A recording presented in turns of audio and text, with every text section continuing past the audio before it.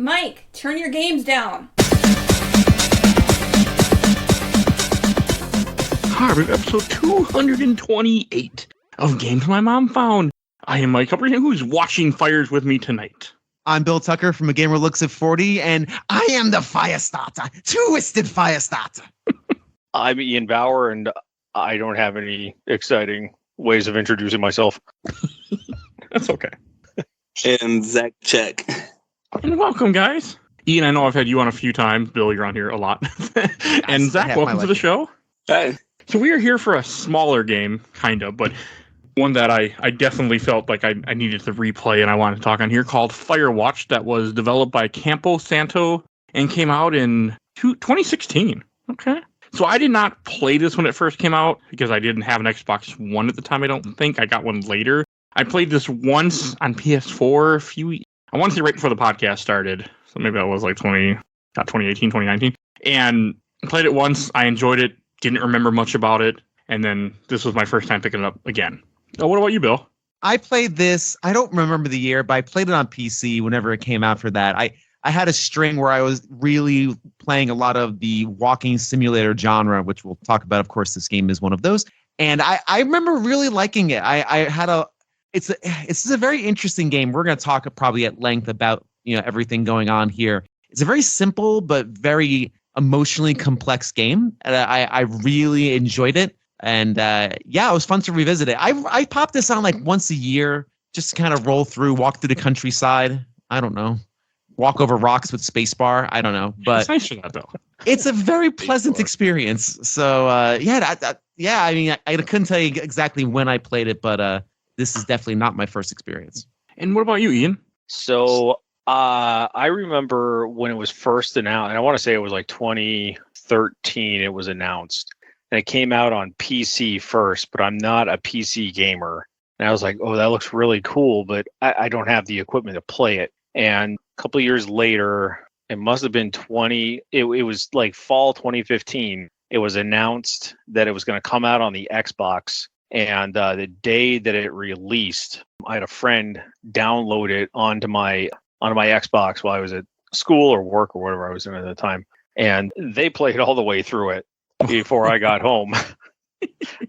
Oh my God, this is great. And I was like, oh, well, all right, I will tell you what I think. And I ended up playing all the way through because I think it's short. It's only a few hours. But I liked it so much that when Limited Run Games released it as a physical copy, I was on as soon as those opened up, boom, got it. And I have it, a physical copy of it for PS4.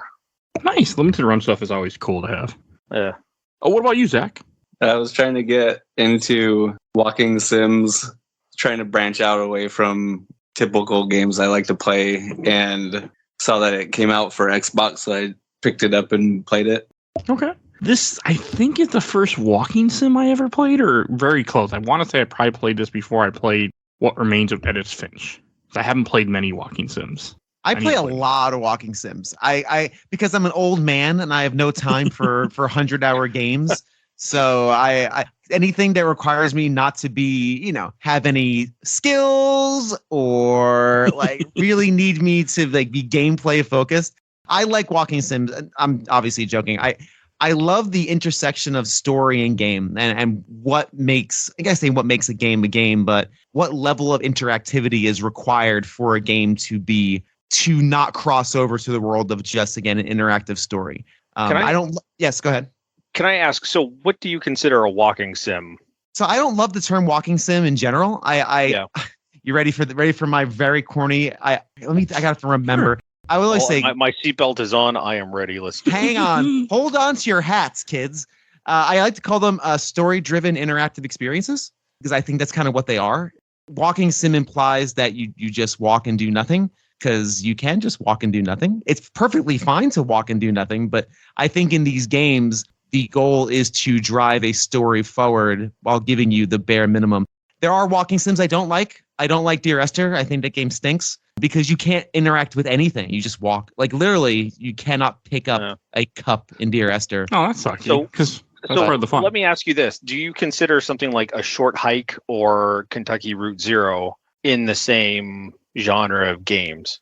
I've owned both. I have not played either. They're on my no pun intended short list of things to play. I'm constantly playing things for either this show or my show. So Yeah. I've yet to play those two, but they're on my. Because I own them. Yeah. Until you just mentioned that now, both of those games I really enjoy. I wish they would cut maybe a little bit of the time needed for Kentucky Route Zero, but man, both of those are fantastic. And until you mentioned that, now like kind of thinking it through and talking, do they all belong in the same category? I mean, they're not at all similar, gameplay wise, but maybe I'm getting too off into the weeds. No, you're fine. This game, Firewatch and games like this are very well defined. I think it's more a first person is what is more of the walking sim idea, I guess. Yeah. Is the more way to put it. Yeah. Because it's a first person game where you don't have a lot of control, or you're not, like, the point of the game isn't to shoot things, it isn't to, murder stuff, it's to run through a story and explore the world that you're in. Yeah. Yeah, and I think the term is very loose. And I'll let chime in, but the term is a very loose one, and I think that's why I don't love it as an overall blanket, because you could have a game like Brothers, I think it is, where there's puzzles and interactivity. Could you call like Limbo a walking sim? Like, you usually just walk, but there's puzzles involved, and so that's kind of the level. Like, I always think like Beginner's Guide, Stanley Parable, Edith Finch, of course, is probably the high watermark of the entire genre. Yeah, games of that nature that really limit interactivity in service of a story. Everyone's Gone to the Rapture is another one, which I think is pretty good. So yeah, I think there's lots of titles in that realm, but I think, don't you have a friend, Mike Summerland? Is that the yes, that was the random guy that followed me on Twitter that unfortunately doesn't make games anymore because Twitter was an asshole to him, I think, or Steam was. Because he was a kid in college, and that's right. I remember that interview. Yeah, it was fun. A game called Summerland's a free game on Steam. Go check it out because it's free and it's actually pretty cool. But that was just a walking sim that you just went through this adventure, and you had to like solve, and it was, you interact with a few things. There were a few puzzles, and I love that. And that kind of, like, I guess first person narrative game maybe is the way that you're supposed to be, like, better than walking sim. It's more the correct genre, maybe. I don't know. Maybe it just needs a new term. Yeah. Like Valve said, interactive, human, experiential, walkabout or whatever. I don't. What did you can throw a Mamma Jamma on there if you like. That's fine. There you go. Gabe, you can have it just at a very low price of $10,000. It's all yours, Gabe. That's a steal. So, listen, but it doesn't. Took me 5 seconds to think of it. So I've never seen it as an insult. I know some people, I think, can like you bring it up, Bill, can see it as an insult. I never have. To me, it's always been like, it's a very cool thing when you run into a game like that. I mean, for me, I think like Stanley Parable, I didn't really enjoy as much, I don't think, when I did on the show, but I still love that style of game. God, I played that. Zach, do you have much experience with these type of games? I played, I think Gone Home before or after Firewatch? Before. It was, that was one of the first ones, Gone Home. But good call. Yeah, that was like played it, and then I couldn't ever get the under 1 or 2 minute like achievement, even though I tried and tried and tried. There was a little one called Blackwood Crossing, I think. I know what you're talking about. Yeah, I haven't played that one, but I think you're right. Blackwood Crossing. You guys are adding new stuff to my list. Thank you. And then I played the Stanley Parable when it came out on Xbox, the new edition of it, and had a blast with that. I don't know. I can sit through like 4 or 5 hours of any like first person shooter or RPG, but I can't sit more than like an hour on a story driven game for some reason. So it took me like 2 or 3 sittings to finish Firewatch. Okay, I can understand that because it's more. I mean, this game is kind of very chilling too. Like when I played this game, I was still working at FedEx office at the time, and now I changed areas of line of work, and I ended up working in memory care and assisted living, things like that. And like, I completely forgot the opening of this game, but when it starts off where he talks about how his wife gets dementia in her 40s and she doesn't remember who he is, like, reading those lines really freaking hit me this time as a, well, I'm just an adult both time, but as a little bit older adult with that experience. Like, I mean, yes, it's very uncommon for someone in their 40s or even 60s to get dementia, Alzheimer's, but it's like, I mean, all that's accurate. It's like, you forget. Aren't they the guy he's in his 40s, right? Because yeah. So because I guess we're all about the same age. I mean, and I think we're all married. I don't know, but I mean, imagine your partner, your wife, your husband, whatever you have going on. I mean, I'm 41. My wife is, late 30s. I don't know. I guess she tells me 37. I'm 35. My wife is 41 or 42.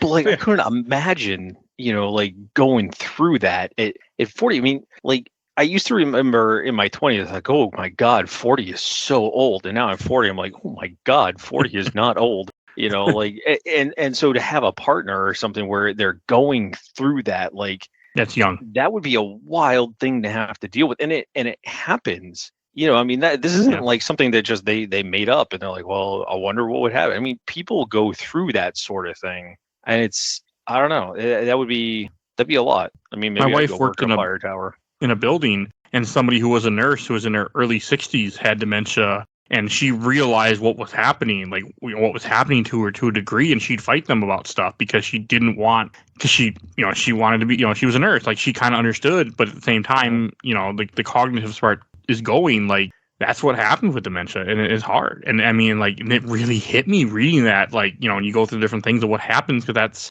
usually how most people figure it out, is they have an episode of some sort and they can't remember something, and that's what really kind of, and then it usually is stress related. I think, I'm not a doctor or anything, but I know a little bit. Sometimes stress stuff will accelerate it. Like a lot of people, they have like a stroke, or if they fall, have a bad injury, car accident, things like that, will just jump it in full gear then. Yeah. But it's just a good, like, it really gets you to care more about what's going on, especially with we're all being a little older of us, being around that time. Like, I think it hits differently too when you're more middle age. Or no, 40, really middle age, but when you're not 20s. Yeah, I agree with that. I think, and the open also gives you the opportunity to really embody the character. It gives you just the very action of clicking and selecting. I met her at a bar, right? And the game, when it opens, in case you haven't played it, you should, because it's about, you can get through in about 6 hours probably. I beat it in 3.5. If you rush through, if you like fly through it, you can get through about 6 hours, or 3 to 6. When the game opens, it presents you with very soft music, and it's kind of detailing via text this relationship, the birth and continuation of a relationship. And just the very act of clicking on text to advance a story gives you that level of very base interactivity that, for me at least, connected me to what's happening, as opposed to just reading what happens to a character. Actually taking that step and clicking on that link really, again, cemented that as a thing for me. So it's a very effective open. Now, Mike, that rings true for you. The kind of, like, again, obviously it's a very bare bones description of what would happen to somebody struggling with that. But in your experience, is that felt kind of like it's very accurate. Yeah, to what happens to people. So scary. I'm such an egomaniac. Like 50 First Dates is kind of like a joking example of it, but I mean, it's stuff kind of like that where people just, they keep forgetting. I mean, if you don't see somebody for a while, like there were people that I had, have seen in the places that I work where you have someone that their child doesn't visit very often. They don't remember who their child is. I mean, a lot of times also with dementia, I mean, this doesn't go into it, but like with example, as people age, when they look in the mirror, they don't see an 80-year-old, they see a 20-year-old. So how can they have a kid if they're in their 20s? And that happens all the time too. Like that's just kind of what dementia does to you. Brain is so weird. That's my doctoral statement for the show, guys. The brain is so weird. It's just baffling. If you're into all that, I mean, God, how you haven't played Kentucky Route Zero yet? I mean, that's all. I didn't know it existed. I might have to run through that one. Yeah, I might. You're gonna have to, because like everything. There's even a point where you hook up with this musical group Junebug, and like you even get to pick like what the lyrics to the song are. I dig that. Yeah, I'm gonna have to do that. I'm really going off on different games here. I apologize. Oh, no, that's fine. They're all linked up, man. Yeah. Got me new games I put in my wish list that I'm now going to have to take a look at. That's it. I mean, I recommend the Beginner's Guide. It's so good. It's unbelievably good, Beginner's Guide. Yeah, it's in my Zach, wish list now. What did you think of the Open, Zach, as somebody who doesn't play a ton of these type of games? What was your take on it? I haven't had any experiences like that, so I was just trying to pick answers I would pick and hope it didn't hurt their feelings. But even though that's fair in the game, trying to stay on the good end and not the bad end, or whatever the morality scale is. That's how I play all my games. I always try not to be the jerk, not to be the ass. Like that's why I can't play evil in games. I never do either. That's why I have Michael Hughes to do that for me when we play games together. I have good and evil. I let him be evil always. Zach, that's very interesting you mentioned that, though, because there is, in this game, there are no, and that's one of the things I don't love about this, is because there are no consequences really to your choices. I'm always a fan of games. If you give me choices, make them matter if you can. And being this is a game with a small team, small scope, it's trying to do one thing, well, a few things, but it's really trying to do one central thing. That's fine. I can live with that. I'm not going to kill Camp Santos, whatever the developer is for that. But don't really. You that's a really interesting thing. You said I wanted to do the right answer, but you ended up just saying, what would I say? And that's like you embodying that character. And that's cool. That's what's cool about walking sims. You get to like sit with something and embody something. And not saying you can't do that with other games, but I think in this genre specifically, since it strips out all the artifice of, not artifice, but like gameplay and scores and objectives for a certain extent, and just lets you kind of live in this space, I think it's really cool. So that's interesting you mentioned that. That's neat. Yeah, because this game is simple in one sense, because it mainly is just, many games are point A to point B, but it's really just like you have your story, you have your small conversation. A lot of it's like, okay, you got to go to this spot on your map, and you just got to hike there, and there's not a lot of stuff happening. You don't really have to interact with too much. I mean, there's boxes you can open up and get a few items, but it's really just about the experience of talking on a walkie-talkie with one person, and it's all about that isolationist and loneliness in general. I mean, not so much as like the storyline is you are a guy who took this job as a Firewatch because, as we talked about, your wife is sick and you're not able to come to terms with it, so you leave essentially and take this job in the middle of nowhere with no one around. But it's all about like the loneliness and the one thing that kind of clicked with me, like this is the 80s, so like he's talking to her in a walkie, they don't have cell phones, they don't have internet this time, or we don't, that idea. But like the idea of connecting to someone through just a voice really hit me more this time. One, because I podcast and I talk to people all the time. And it's just like example, Bill Tucker. I mean, a guy that I've talked to now for 3 years we've talked off and on, like months. I don't know. It's been forever. I mean, I know your voice so well. Every so often I see a picture of you like on Facebook or something, like, and with a video, I'm like, it's so weird. Like a picture of like his face and a voice. And I'm like, to me, just a voice. And it's that interesting take of like how you can really connect with people. I mean, yes, we have more tools in this, but like in the idea you can really connect someone just by talking to them over a walk. So and I was thinking about this. So story, it ends up you just kind of making stuff up in your head, and being paranoid. And does that play into the overall, concept of dementia? Is that a link in between the two? I didn't think about that, but completely yes. With dementia, a lot of people have paranoia. A lot of people will think things are being stolen from them. A lot of people with dementia will steal things and say it's their own. That's very common too. So yeah, I mean, to be fair, he was getting stuff stolen from him, but yes, there was like, this government conspiracy to take my underpants. It's like, what? It really wasn't. They were doing something else entirely. But yes, it seemed like there was a lot of like buildup in his own head, and it was, So I play goalie on my ice hockey team, and one of the things I've discovered when I'm having a really bad game is I can't go and talk to anybody, right? I'm stuck in the crease because it's an adult league, thing. So the break in between each period is like a minute, and I can't just go skate to the bench. So I'm just stuck in my head. And sometimes, oh my God, am I doing bad? Is things happening? I'm making things up because I'm stuck there by myself. And it feels like this is kind of the same thing where he's just stuck there by himself. Yeah, he does get to talk to blanking on her name, but Delilah, he does get to talk to her, but not that often. So when you're just stuck there and you're just like in your own head, things can go wildly off the rails. And that's kind of what it seems like happened in the story of this game, was he was just there and he wasn't in a good place to start with. And, I don't know, it just seems like maybe he should have had like some kind of evaluation before the Forest Service is like, hey, here's a great idea. Go live by yourself. You're having a terrible life. This was the 80s, though, so... Yeah, it's very true. And didn't work well for old Ned, but we'll talk about Ned, and didn't work out great for him. As a fellow member of the goalie union, Ian, I respect that, and I think that's pretty great. I agree. That's a really interesting parallel you made there. Yeah, man, I agree with that. It's interesting, too, and again, just to kind of set this up for those who may not have played it, your character, you play as Henry, who is taking this job.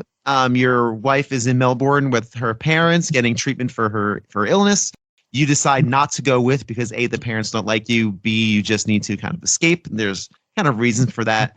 And your only means of communication is with a fellow ranger by the name of Delilah that you talk to via the walkie. And through these conversations, you develop a relationship, but not a romantic relationship. Let's just get that out the way. But you develop a rapport and a professional relationship, a friendship relationship with this person, while this mystery begins to kind of unfold throughout the story. Most people remember the relationship, not the story. I think. There's a lot of complaints about that. So yeah. But yes, that's kind of the setting that we're kind of talking about is, I guess, that having those one-on-one conversations, it was always a treat when she chimed and she broke in like, hey, where you? And a lot of it is just get to know ya jokes and the voice acting for both characters is fantastic. I mean, the game lives and dies by it, but so it better be good. But it really doesn't mean anything for some games. No, of course. And just the also I had a very different experience than most people would have, because when I grew up in Milwaukee, Wisconsin, I was born in 87. But growing up in the 90s, that we had a radio station where at night on one of the stations, I think it was 97.3 FM, we had Delilah. So it was this woman that, this was the radio host. Yes. So it just kind of like, it was also funny to me because like, I remembered, I knew a Delilah, didn't know, but I remember a voice with Delilah, with just a voice on the radio. So it kind of was funny to me with that. She used to live right near, I was in, let me rephrase that. She lived right near across the water from when I was in Tacoma. She lived in Gig Harbor and she was still broadcasting. So Mike Albertin, Delilah's been in everyone's lives. So it wasn't just a Milwaukee thing then? Oh, no. She's a nationally syndicated personality. She's almost like a living meme. Okay. I've never heard anyone mention her before, other than like when I grew up, and like so. I was like, but cool. That's what I thought of too. So why don't we put on a cup of tea and talk about what's going on? Caller, tell us what's happening. My husband just proposed to me again, and we're having our 12th kid, and I love him so much. Well, caller, that's great. Blah blah blah. It's very Hallmark Channel. Oh yeah, no, I remember. I didn't listen to it. I just remember it, and I would change the channel. Very smart me, calm. Yes. So we're having a cupcake. But I'm happy to know that. I wonder if that's where the name came from. Like that's where they went with Delilah, because someone was like, "Hey, I remember her in the '90s." But this Delilah's a smartass and fun. Delilah on the radio is not a smartass and fun. She was the exact opposite. Maybe it was a joke. I don't know. Zach, are you? We shouldn't. Maybe Zach's a big Delilah fan. Let's back off a little bit. I'm not sure if we have a fan here. I have no idea who Delilah is. Fantastic. Let's just play on. You're not missing anything, but you are not. You are not, sir. It's just funny to have that brought up. I mean, that's what I thought of all this time. Like, there were a lot of elements of this game that really hit me more this playthrough than I ever have connected with me before. Like, well, not before, when I played this before, like a few years ago. Like the whole, like just the isolation. Kind of like it hit more. I mean, one, because my current jobs, I work from home, so I don't see coworkers. I mean, I see my wife and I see my cats, and I talk to my coworkers, but it's like that same idea where you're just like, part of a job is interacting with other people, and it brought some interesting stuff like that. And like, I love how they connect as the time progresses. And also, since it's a finite amount of time that they're supposed to be, Firewatch, and they're only here for the summer, so 90 days or so, I think it is, or maybe longer than that, maybe 3 months. It's not a very long time. Yeah, it's mostly for a summer, I think, yeah. I had a night job, and on the weekends, all my friends would be out doing things and stuff while I was, like, sleeping. So while I was awake while they were sleeping and vice versa, so I didn't mind having to be alone, and I think it'd be pretty cool to have a Firewatch job out there like that.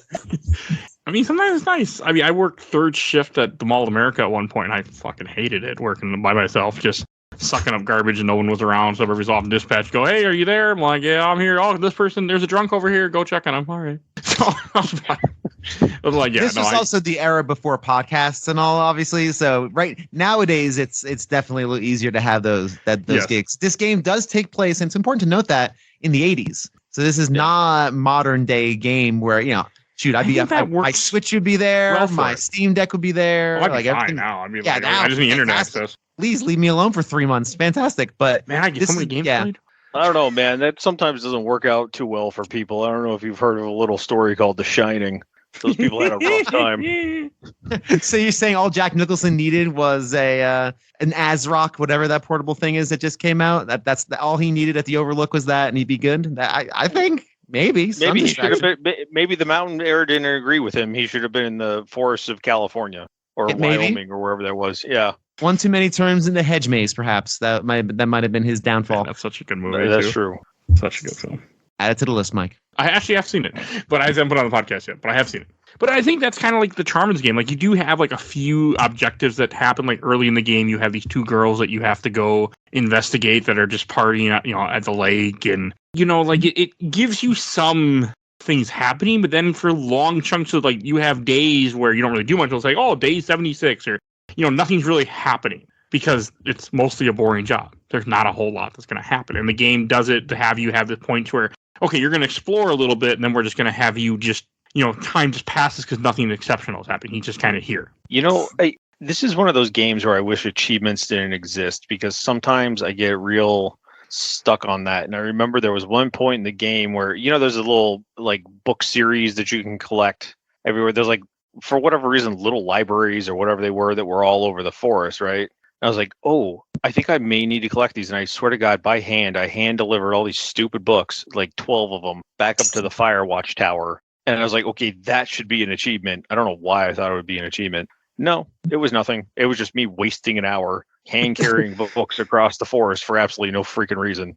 And so, like, it takes you out of the game because, you think, oh, am I supposed to be doing something extra? Am I supposed to be doing this, that, or the other thing? Instead of just that's fair. Enjoying, like, what it is that you're doing. And I think sometimes that's why Switch games are so great, is they don't have that crap. Like, it doesn't force you to play a game in a way that you don't normally play. And like this one, they should have just done it. And I know you probably can't, but just done away with achievements altogether. Just sit down, enjoy the story, walk through the woods, get paranoid with your friends, but enjoy the game. And, it just, I don't know, like I have that's like my strongest memory of that game is carrying those books around the forest. I was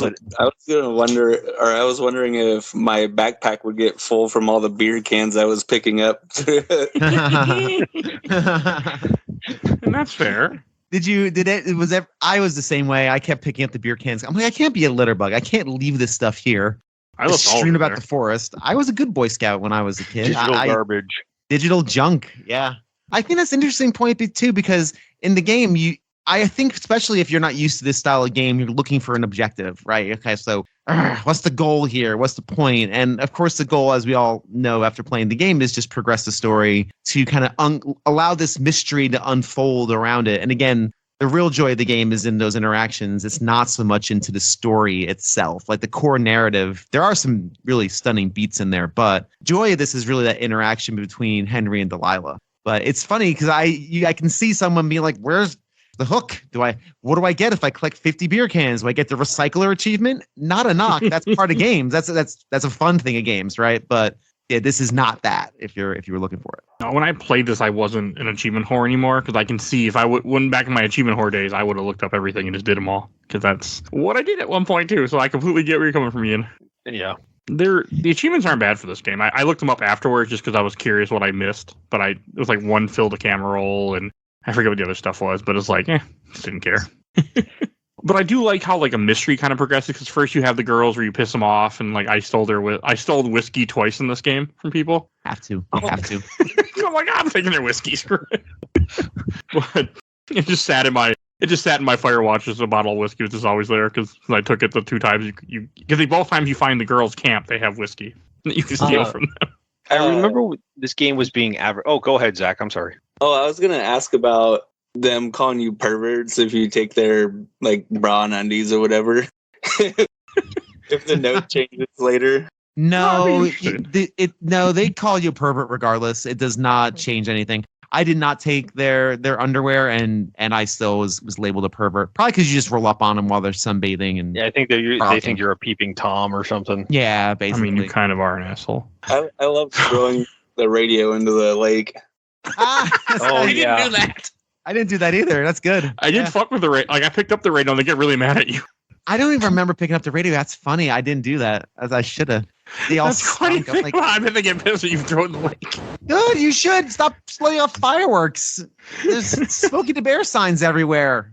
They stink. I'm like, good. And I love how Delilah, towards like once she realizes what they're doing, is like, yeah, just destroy their camp. Like, just scare the hell out of them. But turns out you don't have to. It's already happens, and that's one of the first clues that something is amiss here at the camp. All right, in the forest. They make it seem like it's a bear attack is what it's supposed to be going for, even though it's not. I don't think that's what actually happens. I do like the idea that you never see a bear. They talk about a bear. You see, scratches of a bear, but you never actually see a bear, which I think is also cool because I'm assuming that bears aren't that common in general, and they don't really want in anybody to do Yellowstone. Anyway. Bears aren't common in Yellowstone. I don't know. I mean, I'm just thinking that bears aren't that common, but cartoon you don't off run of into them. I'm assuming maybe. They made a whole cartoon about it. Oh, good point. So, yeah, okay. I'm full of shit. Let's just go with that part. But I like it how this game you don't run into any bears. I think that's cool because I think having a bear would have given you a threat that you could see, where the point of this game was to have a threat that was a mystery. So I like not having a bear ever be there. Go ahead, Zach. Huh? Oh, I'm sorry. I thought you had something. I saw your face lit up on the Skype here. The National Park Service has a fantastic Twitter and Instagram. Like, it's the funniest thing. But they said that there's this very interesting Venn diagram between creating a dumpster that keeps the smartest bears out, but also the stupidest tourists are able to get into. And they said it's a very small overlap because, like, Interesting. You'll get these dumb people that just can't figure it out. But if you make it too simple, the bears will open it up. And they're like, amazing. It's the Ian, hardest thing to figure out. Ian, may I take a quick side diversion? How do you follow the Twitter of the National Park Service? That's nothing I would never think to look up and follow. I need to know why. I'm glad you do, but I was looking up something, and I was looking up Yosemite National Park or something on Twitter because somebody's like, check out these pictures. All right. And then Yosemite obviously follows, the National Park Service. And, it's like, today is National Bring Your Mom to Work Day. Here's our mom. And it was a bear in a dress or something. I was like, oh, that's very funny. Oh, that's and I was like, all right. And I started following him every day. They have the funniest crap. And they're making fun of dumb tourists. They're making fun of themselves. I mean, it's awesome. I love when Twitter admins have so much fun with social media. I love that. That's great. I'm gonna look. All right. That's the point of Twitter. You sold me. Got my interest too. I mean, that's how you get people to pay to talk about you in a random podcast. So hey, exactly, free advertising. You gotta be funny. But on the topic of actually wildlife, there is no wildlife in this game at all, really, except for the very, very beginning. As you're walking, you see a deer, but it's a cutscene for the most part. I think you're actually walking. You might be, but you see a deer. Fine. Yeah, and again, this is small scope. So again, this is a small studio. This is not Guerrilla Games making this. So it's fine for what it is, right? But it's also an interesting thing. There's no wildlife per se. It's just kind of foliage and scenery. Well, that is interesting. I mean, I feel like if animals would run away from you anyway in this case. So I can kind of buy that. I mean, you would see something, but but you are right. Small team, they didn't have the budget. I remember this game going back to kind of the story and everything. And I remember the advertisements for this game when it was first coming out. And it was one of those, I don't want to say it was like a gotcha kind of marketing campaign, but they made it sound like it was going to be this darker, grittier story where it was oh, there's some real weird crap going on around here, hang on to your hats. And it ended up being a very different experience, I think, than what was initially kind of shown.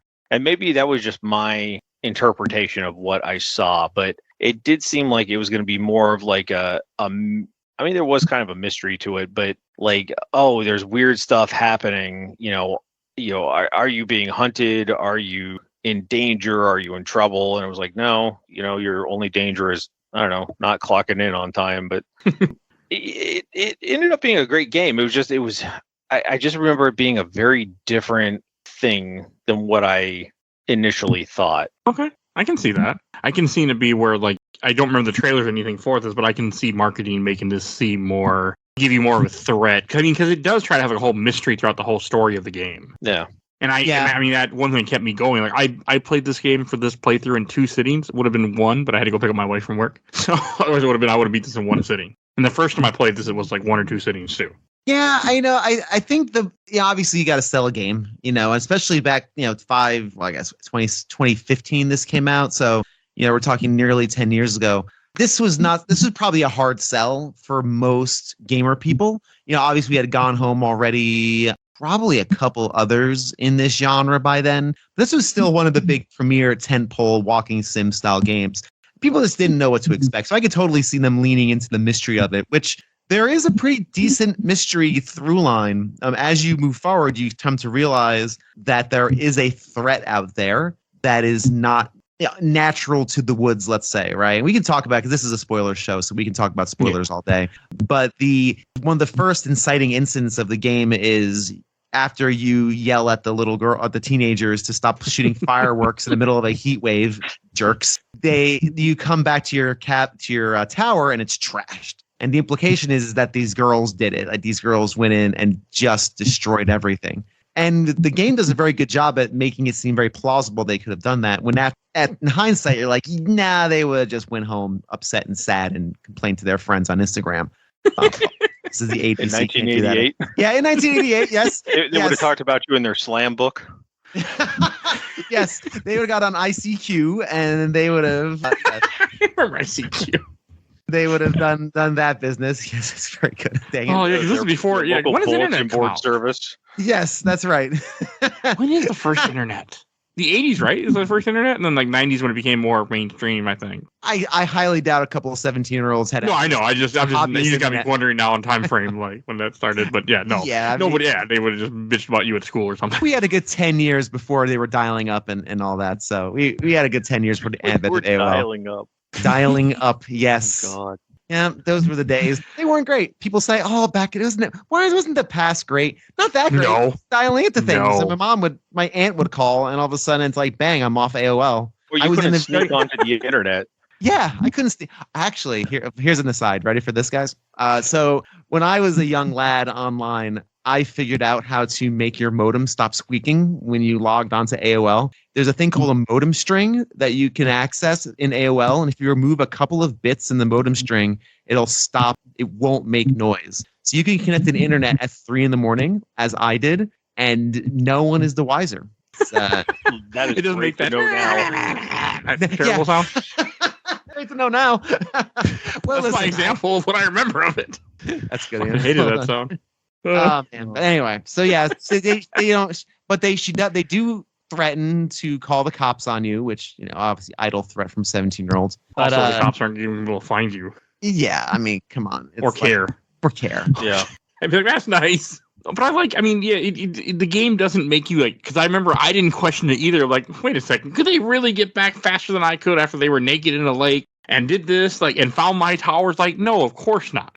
And I do like it when you're heading back to the tower, you run into a random stranger, and I like how Delilah's like, this is outside. If they didn't tell you, there's people are just doing stuff out here, and it's funny, but also I was watching a few videos about this game before this episode, and I feel like there's more to that. Like, one of the theories is that Delilah is talking to I forgot his name, Ned, talking to Ned this whole time. Like, she's aware that Ned is still hanging out here. Well, she did have that relationship with him, and she's like, well, okay, your kid's with you. You're not supposed to have your kid with you, but cool, bring him along. It's a theory. It's a fan theory. I don't think it's ever been the game doesn't really tell you. Like, there's that one point when Delilah's talking to somebody, but you don't know who. Yes, that's a good point. I think that might be a bit of misdirection, honestly. That's an interesting fan theory, though. Yeah, I took it as just who else would she be talking to? I doubt it was Ned.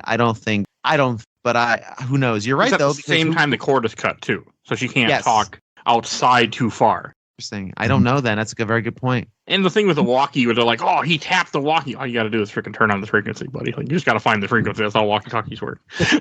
Yeah.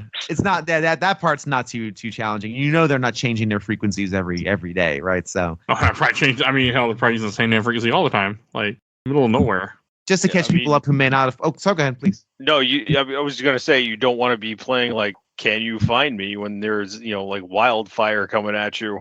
I feel like that's a real dangerous cat and mouse game to play there. Yeah, especially back then when that's the only way to talk to somebody. What frequency. So Yeah. Zach, what did you think of the of that kind of story and the relationship between the two characters? What was your take on it? Between player character and Delilah, or Yeah, either way. Yeah, exactly. I thought the player character was a little annoying sometimes, but I also because I wanted to like report everything I saw, but like when you have like a walkie-talkie thing and you can be like, oh, report this. I wanted to do everything, but I also was wondering if she would get annoyed at you for just like wanting to say something to her every like 2 seconds. Yeah, I totally had the exact same reaction. I was playing. I'm like, I don't need to report every single shrub, but the game, again, I'm conditioned as gamer person to do what the game tells me. So here I am. Hi, Delilah. There's a shrub here that I need to clear. I was waiting for her to be like, yeah, dummy, clear it. Why are you calling me every 5 seconds with every little thing you're seeing? It's a very interesting point. I took that differently. I took it more as since like that's the only person that he had to talk to. You're just talking about whatever just to have that conversation with someone. That's how I take it. I mean, yes, you are right from the video game aspect. Like, you are right. Make perfect sense. Like, you're trying to do a job. Why are you bugging your boss about, hey, look at this. Hey, boss, look, there's a tree out here in the woods. Like, makes perfect sense. But, like, that's how I felt like they were. It's the whole loneliness thing and the paranoia they're trying to push, like, how empty this world, how lonely he is, too. Because, his wife has dementia and he doesn't know what to do. He's upset with himself. And I feel like all that plays together. And, like, I love their relationship as it progresses. Like, there's that one point they're talking at night and it's like, oh, I wish I was over there, doing that whole thing. Like, I like the stuff that goes on. And Zach, real quick too, what was your take on the mystery of it? Because obviously, as we're talking about, the game unfolds this mystery. Were you more interested in the people, the relationship, or did you start kind of latching onto the story because maybe there's a little more gameplay there? Hopefully, right? And I'm not saying hopefully, just maybe there's more gameplay there. What was your take on that? The mystery part had me I can't put together stories in video games very well, like so I wanted to see how it played out, but at the same time I was just confused throughout most of it because I don't know, reading notes and listening to people talk, it just gets fuzzy in between. Sure, that's fair. I mean, it's easy to happen because you have so much time as well. This is not a very apparent or easy story to kind of like. It's a very straightforward story, but you're right. There can definitely be like that abstraction. It's because you spend so much time walking through the woods. And by the way, y'all, I was a Boy Scout when I was a kid. I've been on many a hike, spent many a weekend in the woods, and I got lost so much in this goddamn game. Let me tell you, I know I have a map. Every 5 steps, I'm looking at this stupid map. I'm going the wrong direction. I'm like, this is why I stay home. I don't go into the woods because I would be the lost camper within 10 minutes. 10 minutes. I could not find my goddamn way when I was doing this the other day. But anyway, I don't know if anyone had the similar experience there. With the map, I didn't use it really. Like the first part of the game, I was just, for whatever reason, my intuition was just like, oh, go this way. And I'd end up where I needed to go. And then I took a week break in between, and I was like, "Oh no, I don't have no idea what I was doing." And I started using the map more, and those supply drop boxes were really handy because I would interact with them to where you draw something on the map, even though I wasn't using the map. It was kind of a collection thing for me, and then I started using the map more and had fun using it. And Far Cry 2 has a map that you have to check every few minutes, and I really like that part of that game, so I had a lot of fun using it. So I know then where to go when the apocalypse happens, and my robot no longer tells me how to get to the grocery store.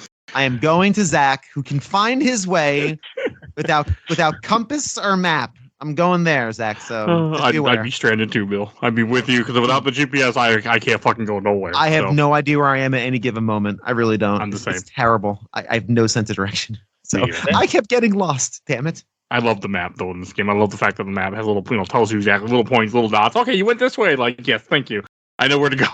I like that it looks like a real map that you would get from the visitor center too. Totally. Yeah. Yes. Totally. And your compass, it was cool having a compass.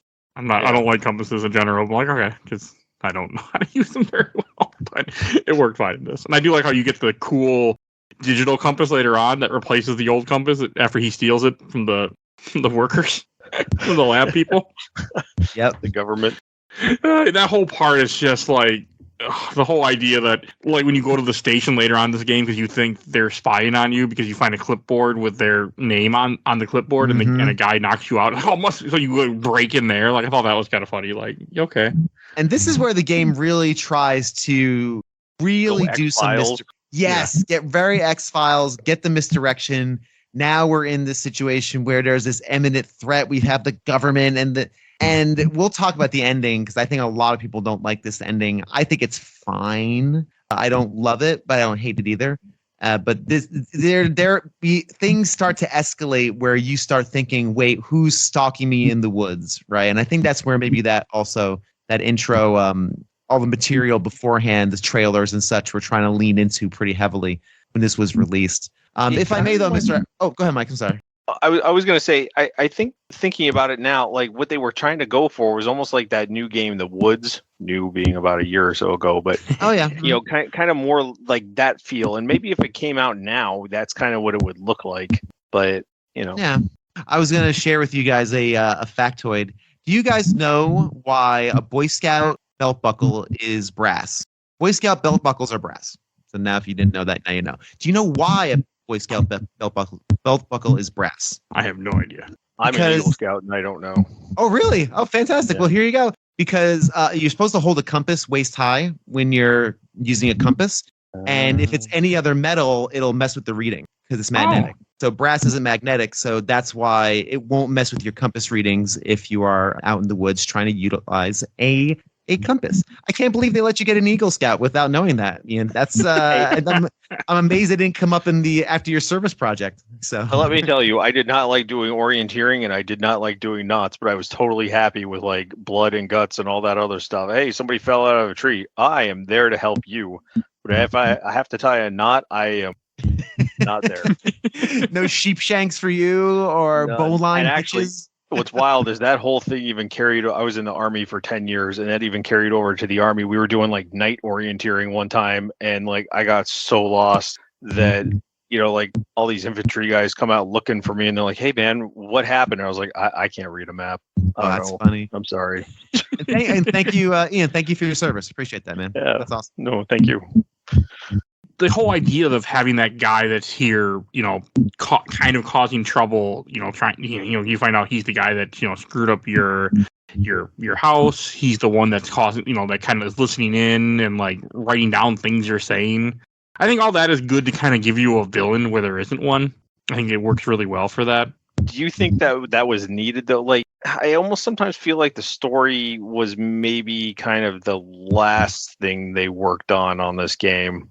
I think it needed to have something for it to be marketable. I mean, I personally would have been just fine with the game. It's just him talking to Delilah, the fire gets out of hand, and then eventually you leave. Like, I would have been okay with that, but I feel if you're trying to market it to an audience, you need to have something. What do you think about that? Some villain or some mystery where there's something to blame type of thing. Otherwise, people just won't be okay with it. You mean like an antagonist and a protagonist and all that crap? Yeah. Yes. He doesn't need it.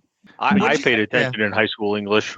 Well done. Antagonist. I mean, it doesn't need it because it's not like, real life, you don't have, antagonists all the time. Sure, you do sometimes, but not all life is that way. Some of life is just existing, progressing through your day. But you do need it in good fiction because, let's be honest, most people's lives are very boring and nothing really happens much of anything. So in good fiction, you need it. But that's a very good point, Ian, that I think this was a very much so a early walking sim decision for that exact reason. Like, we need something to move this along. You could reach in and say that if not for the grace of God, that could be Henry.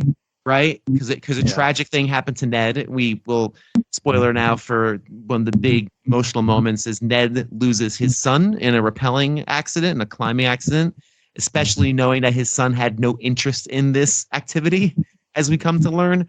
And he's just kind of forcing his son, like, hey, you're going to be a rappeller because that's what I do. I'm an outdoorsman. And his son's into wizards and warriors and D&D and games. He's not interested in this stuff. And instead of knowing his son, he forces his son to take part in these things, be in the woods. Kid has no interest in being in the woods probably anyway. And unfortunately, he falls to his death in cave 400 something or something. And if not for the grace of God, that could be where Henry ends up, right? Delilah, he's in the midst of a trauma. Like he's in the midst of just a hellish situation. Ned chose this path and Henry has chosen a different. So you can also think there's maybe some parallels there story-wise. But the story of this game is not, I think, its strongest aspect. It really isn't, because it is. I mean, the first time around, I didn't really catch a lot of this stuff. It was only on the second or third playthroughs. That's when I really like, oh, okay, I see what's happening here. That really strongly reminds me. First, one thing, there's that episode of Seinfeld where they're pitching the show, and they're like, "What's it going to be about?" And he's like, "Nothing." Well, what do you mean nothing? Nothing. It's just about your day. And they're like, well, what? Like, oh, we're reading and we're going to the grocery store. And they're like, what, you're reading? And like, I'm thinking about it now. I was like, oh my God, could you imagine? Okay, well, now just read this book. Well, I don't want to read the book. No, for the next 2 hours of game time, you're going to be reading a book. Basically. Jerry? That makes for less compelling game time. Jerry, it's a show about nothing. I love that so much. It's the greatest thing ever. I've only seen one episode of Seinfeld ever, and there's something you should do for your podcast, the series of Seinfeld. No, I'm gonna say I'm gonna hard pass on that one, Mike. You're on your own. I mean, no, I know it's not gonna happen. Don't worry. So I have too much other stuff, but yeah, someday I'll watch that show. But too, like you kind of, since this takes place in the 80s. And I guess, so what, Ned and his kid died a couple of years before that. So that would have been early 80s, probably 84, 85. So you look at like something like All in the Family, or even something even more modern, like that 70s show or something, where the kids are like, oh, into Star Wars or Dungeons and Dragons or all these other things. And the dad is like, oh, I fought in Vietnam. I fought in Korea. What the hell's wrong with you? Why are you into these kind of like not so masculine hobbies? And it is interesting to kind of look back on that, and that was a very prevailing mindset at that time, where it's like, oh, you're into this. No, that's unacceptable, especially if the dad's like real outdoors, very like Midwest, we're gonna go hunting kind of guy. Military in this, they say. Yeah. Which also fits that thing, I think, too. A little bit, yeah. Kind of like, he wants him to be more like him, and he's not like that. I want to get unnecessary. I'm curious what Zach thought about the moment when you discovered a little boy's body, because that for me it hit way different now that I actually have a child, as opposed to probably when I first played it. Oh, did I have a kid when I played this? Probably. So anyway, I'm curious, Zach, what was your take on? But now you discovered the child's. I got two. I played it before I had a kid, but it didn't really. I don't know. Okay. I didn't think about that. I was wondering if Ned and his kid had been brought up before they started thinking the government was after them, or were they mentioned before then? They were mentioned in passing before the whole government thing kind of rediscovered that base.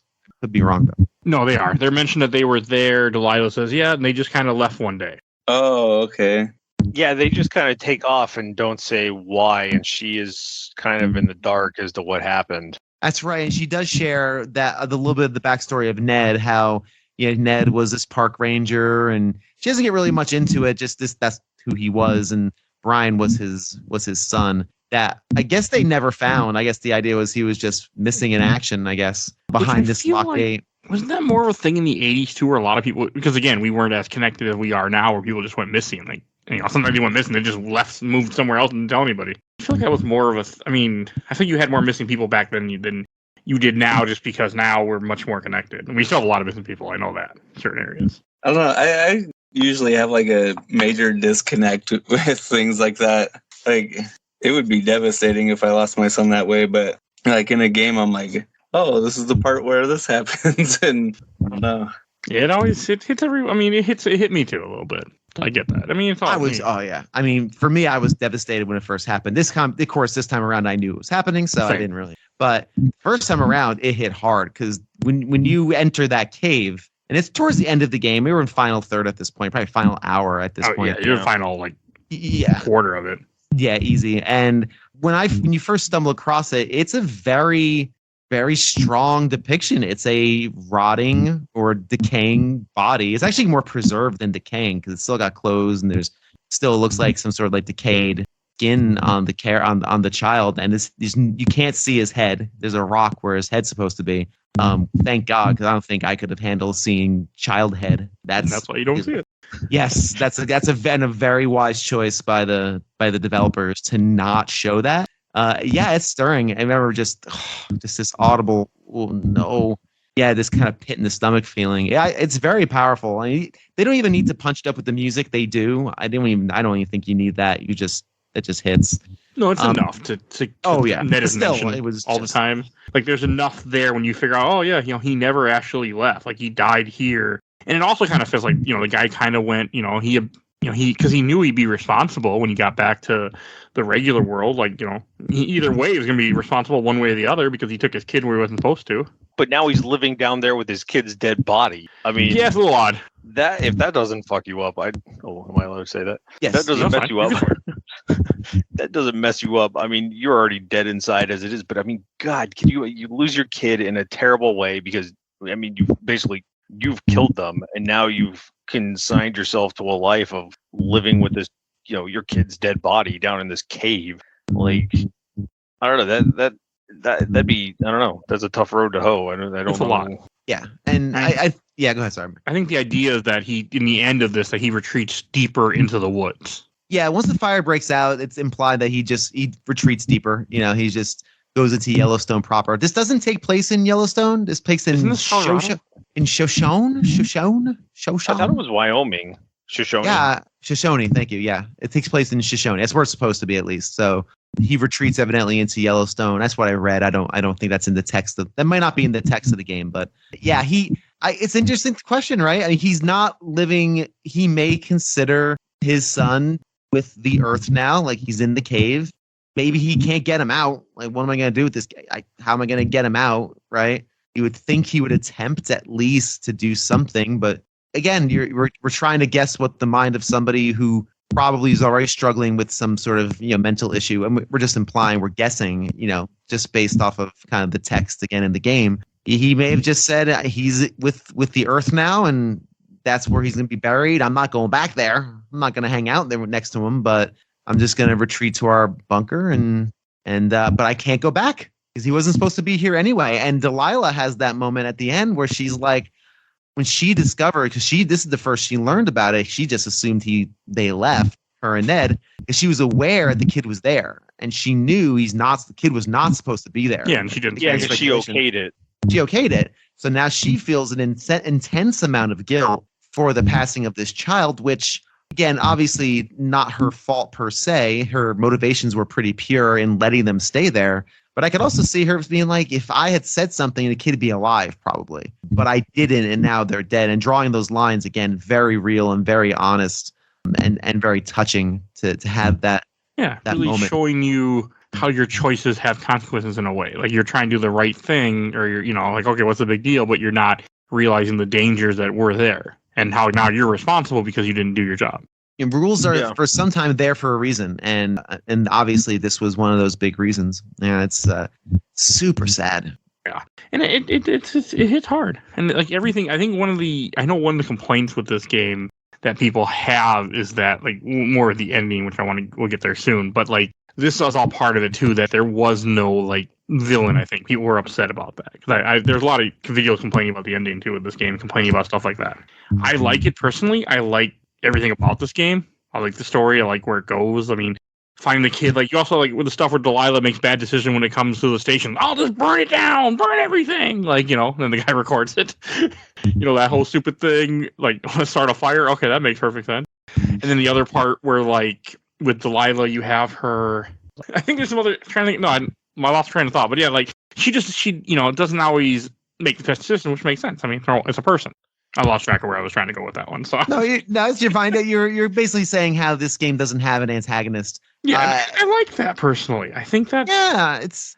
I said it earlier. Good fiction should have an antagonist and a protagonist. That is the nature of fiction. You need something to. But this is interactive against fiction, so you can kind of have like the point of this game is the interaction of just you going through this and what this character is going through.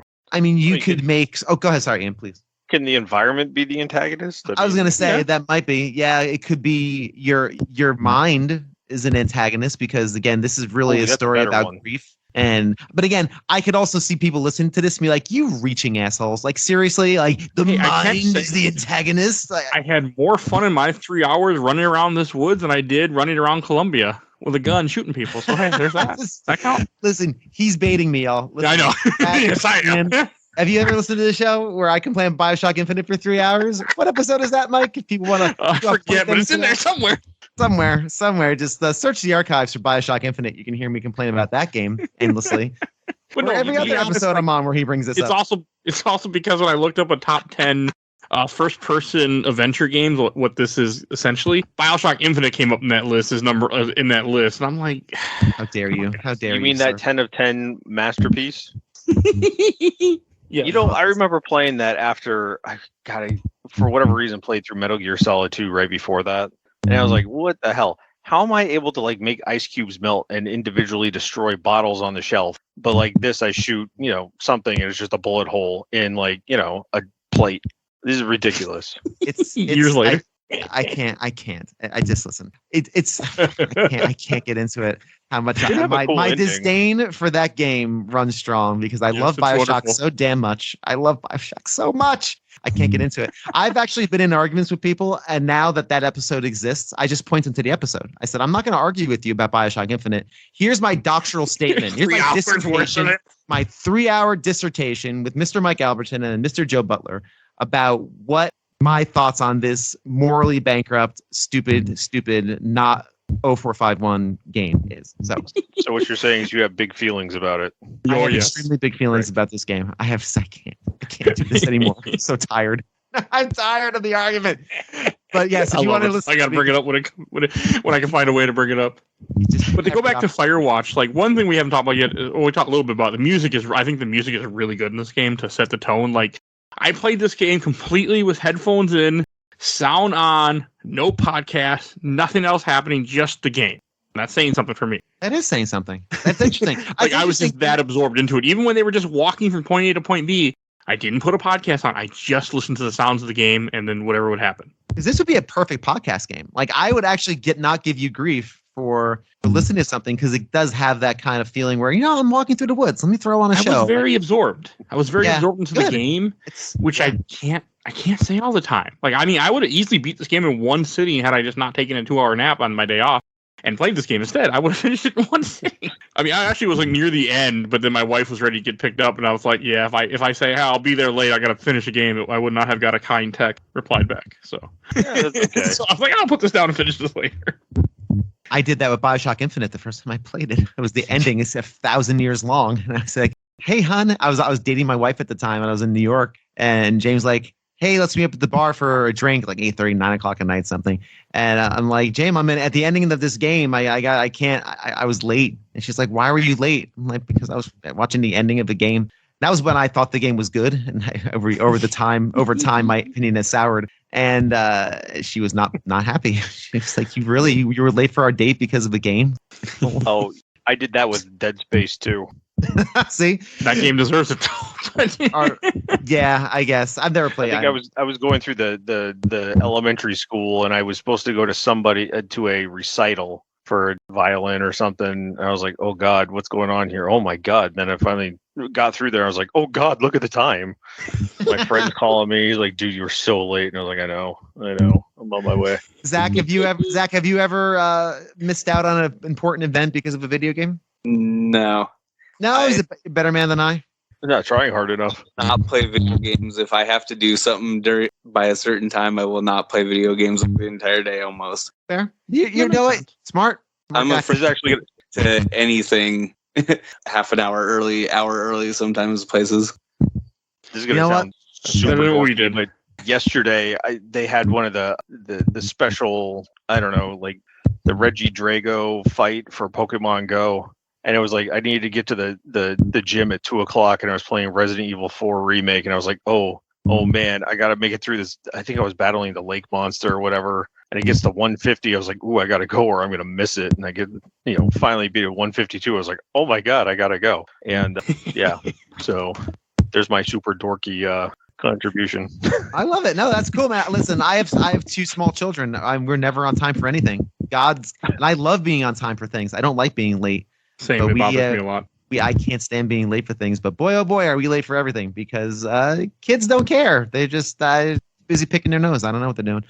Anyway, back to and one other thing that I want to mention is like the ending of this game, how your job ends early because the fire is getting out of control. And like the whole lead up to it where you're like, I'm going to finally meet Delilah. And she's like, I got to go. They're here. And he's like, wait for me. And then I think she says, okay. And then she just hangs up. You get done talking while you're running there. And like, I love that lead up of getting there, of getting on the trolley to get to where she's at. And then she's just not there. Yeah, she like left anyway. Because she never wanted to meet you in the first place. That's not what she was going for here. I mean, the point, my cat is attacking my desk. But the point of what was happening was like, you were a voice. You weren't someone she wanted to meet. You were like, she said things to you. Because it's kind of like, reminded me of early internet where you're talking to people, you might say things because you never think you're ever going to meet these people. That's impossible. And that's what it really made me think of. That whole idea. This was like Tinder before Tinder. Kind of, yeah. I mean, like that idea. Like literally ghosted him. you make up your own persona because like it doesn't matter. I know. Yeah. I don't think I took it that way. I took it more of a practical thing. She had to leave. The copter came and said, "Get on here. Just come with me if you want to live." Arnold came out, put his hand out. Yeah. She grabbed it and swooped him in, and she had to. But I also think that's interesting, Mike, because I think there's also a piece of that where, again, this is not a romantic relationship. This obviously he has a wife and he loves her very much and he's going through his thing. So this is set up very early that this is not going to become a romantic thing. I definitely think there are shades of that for sure. I honestly, though, for me, just in the text of the game was, she had to leave because the rescuers came and it's like, hey, I can't wait for your friend to come by. But to your point, Mike, in that section, there is a dialogue tree where you have the opportunity to say, hey, let's not meet, or hey, let's meet up in Boulder. It is an option. If you select, hey, let's meet up in Boulder, she goes, shoots you down too. Kinda. She's like, well, sure. Kind of like a Tinder thing. Okay, sure. That might be, sure. Great, maybe. That's how I took it. And also because I happened to be an idiot who met a girl at 13 over the internet that probably never thought I was going to meet me and then we had a kid together years later. So I think that also kind of goes along with it for me. Because she lied about a lot of stuff before we met online. About who she was and things. Which was, the thing when you're 12 years old on the internet in chat rooms. So that's how I took it. But that's why. It's more a personal reason. Well, like, if they've got to come back and rescue you anyway, what the hell does it matter? Because you're going to her tower. So if they're picking her up at her tower and you're headed towards the tower, there was clearly enough time to wait for you. But, I didn't really think about it as, she just doesn't want to, actually meet me. You were just an emotional crutch for what she's got going on. Yeah. By meeting you would kind of ruin the illusion in a sense. Yeah. Because like when, in this case where you don't see somebody, and like she draws a picture of you at one point, like everything, if she meets you will, squash that illusion of what you are. Yeah. Beardy and white. I think that was the extent of what she had. For that. Yeah. But yeah, man, go ahead. Sorry. Oh, I was just gonna ask if, like, in an emergency like that, like they wouldn't just take her straight home or anything. Would they drop anyone they were rescuing at like one point? Couldn't they have met there? Yeah, that's what I was thinking too. You would be dropped off at whatever because she answers the radio. If you go to the radio in the house, she'll answer it. So she's somewhere with a connection to that radio. Even after she takes off? Yeah. When you go in that room, she'll answer the radio. Oh, you're right. That's right. So she still has a connection of some sort. That's an interesting point. Yeah, it's interesting. I think, yeah. Oh, all right. I guess that's a good point. Yeah, it doesn't make a whole bunch of sense, but I think that's kind of what it was going on. I think I would have preferred it where she's just not there. And that's, again, I think maybe to more your then point, Mike, is that the relationship was this radio situation that wasn't going to go anywhere else. And what they had together, the friendship they built over the radio was enough. And And it just ends. The game just ends. And I think since there really is no strong narrative conclusion, there's no like, this is the end, that I think it rubbed a lot of people the wrong way. I like this ending okay. I don't think it's wonderfully successful at what it tries to do, but I personally really like it. I like the fact that nothing really happens. You just get to there and she's not there and you're upset. Because it also is kind of like, you can kind of see like throughout the talk that, he's almost trying to make more of this because he's trying to figure out what to do with his life. And in the classic words of Steven Still, love the one you're with if you can't be with the one you love, honey. And that's what I was thinking in here too, because it kind of is that sense, like, and again, normal human nature, if somebody like, he does love his wife, but because of her situation, he's going to look at different things. But like, if you want to talk about how there's no strong, maybe, how do I want to phrase this?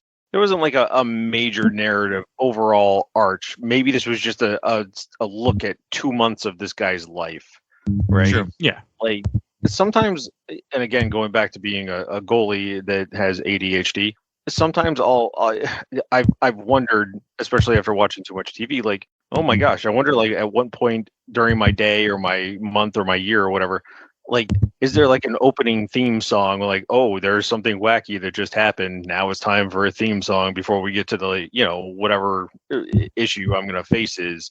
And maybe it's just that's what this part was, is here's a 2-month window of this guy's life. This is just what he's doing. What happens after doesn't really matter, because this is just the here and the now.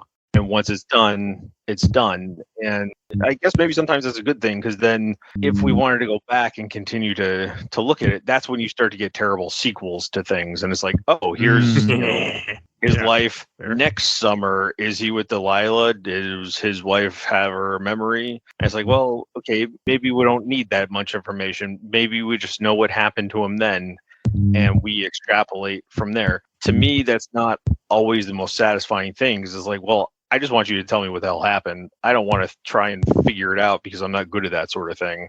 Just tell me, did his wife or his life wind up okay? Did his wife come back to him?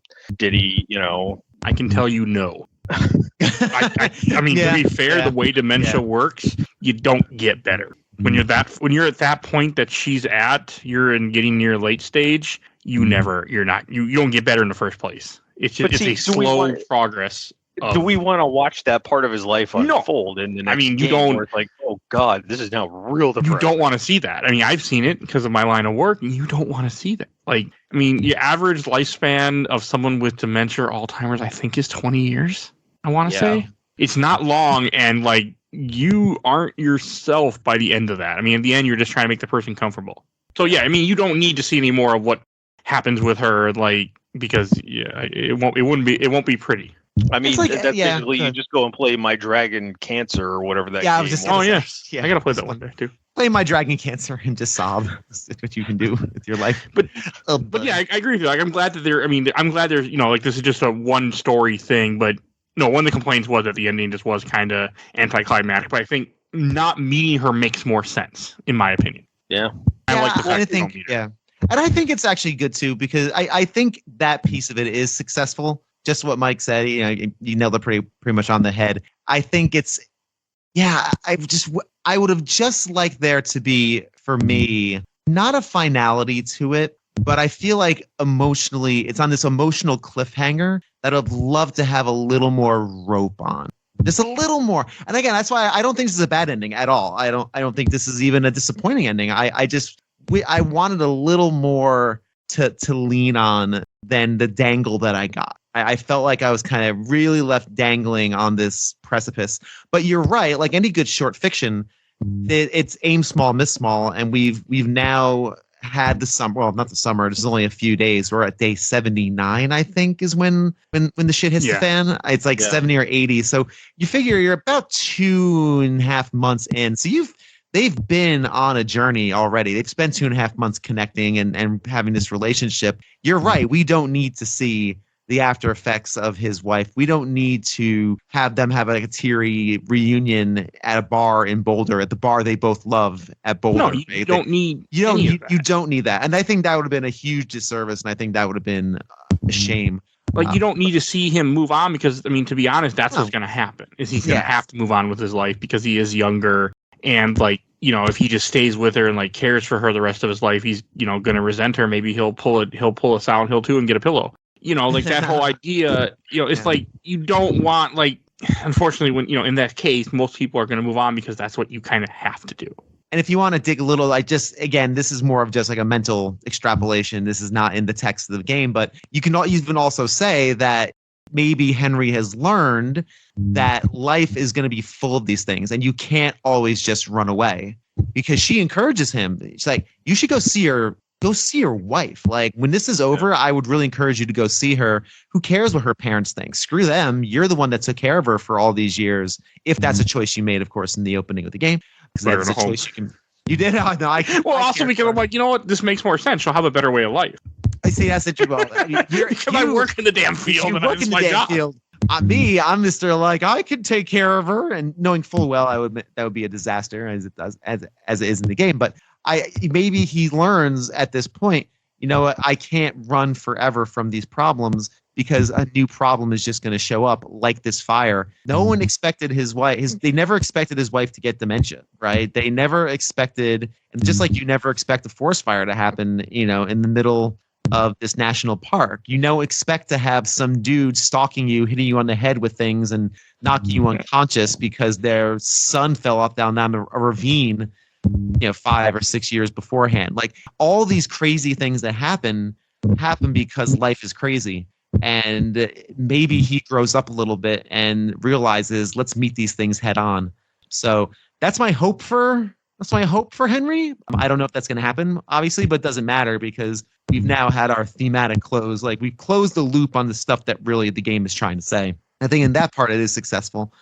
I don't know. And I'm having a hard time verbalizing why it didn't quite hit as successfully for me as I think it would have liked. But I just wanted more of a wrap up of a story. Maybe, but I'm so into these ambiguous things. You know, I like having these thought exercises of. Hell, you like Scarlett Johansson leading guys to goo. So hey, yes, I did. Absolutely. How could I not? Who doesn't? The movie Under the Skin. It's we recently recorded an episode on Under the Skin. I make a lot of inside jokes like this. So. He makes a lot of inside jokes, especially when I'm on, because I profess my enjoyment of these strange, weird movies and strange, weird games. I don't know. I think it was less successful for me the first time around. Maybe you're right, Mike. Maybe I was just looking for something a little more finite. Yeah, but, I mean, just because you it's not want a bad there to be ending. some, but it's stretch. Yeah. not about that. So that's what I mean. That's my whole take. But before we go on to our last thing, I do have a couple questions, comments, and memories I did get from a couple groups. So I'll just read those quick.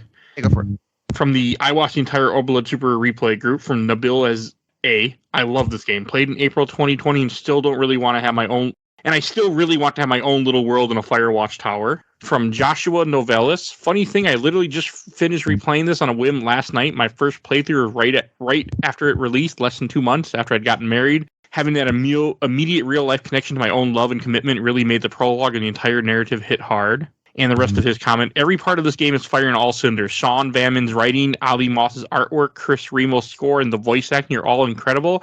And they complement each other, never stealing the spotlight from the rest of the production. It's easily my top 25 games of all time. You nailed every point. I mean, that's high praise. Hard to argue with a lot of that. Absolutely. And from the official Laser Time community group, from LC Williams, this game was my entire reason for going PS4. It looked gorgeous, and I thought I was getting to a hiking simulator, but turned out to be a very enjoyable experiment in paranoia and light horror. Very memorable game that I too need to replay. Okay. From Reet Leach, also try Journey. It's the best PS3. Fight me, since it's been ported to everything. Journey is amazing. Journey is almost a religious experience. Yeah, Journey is. I've thought about doing it for the show, but I don't know how. I'll put myself on the list for that one already. Okay. Journey is again one of those top tier, almost religious experience. And to whoever it was who said that it was like a light horror, there is some junior horror in this. For sure. There's some very tense moments in the caves. It's definitely has shades of that, especially when the game is trying to ramp up the the subterfuge of the main story with, him getting knocked out and him, the base and everything else, which again, once you find out what the base is there for, it's like, oh, of course it is. It's not an alien site. It's there to study wind patterns and ecology. Like that's what that's for. And they just set up shop because they're the government. They can just pop up anywhere. Come on in. It's fine. Before we continue on though, I definitely want to get Zach's opinion on the ending. And Mike, you can just do a little extra work. You can just cut this piece out, just paste it after my comments, and then that's more work than I want to do. I know. I'm just kidding. I mean, I could. Yes. Well, that's fine.